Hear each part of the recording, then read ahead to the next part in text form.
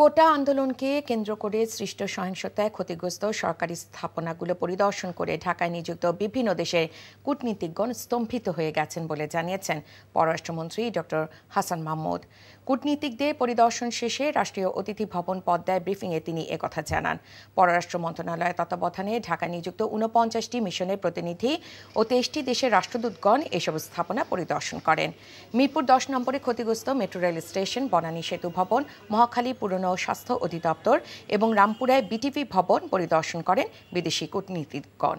সাংবাদিকদের প্রশ্নের জবাবে পররাষ্ট্রমন্ত্রী বলেন, দেশব্যাপী যে সহিংসতার ঘটনা ঘটেছে তার প্রতিটি ভিডিও ফুটেজ আছে। এগুলো দেখে এবং পরীক্ষা নিরীক্ষা করে দায়ীদের বিরুদ্ধে ব্যবস্থা নেওয়া হবে। আরব আমিরাত বাংলাদেশের ভিসা দেয়া বন্ধ করে দিয়েছে। কিছু গণমাধ্যমে প্রচারিত এমন সংবাদ সত্য নয় বলে জানিয়েছেন ডক্টর হাসান মাহমুদ।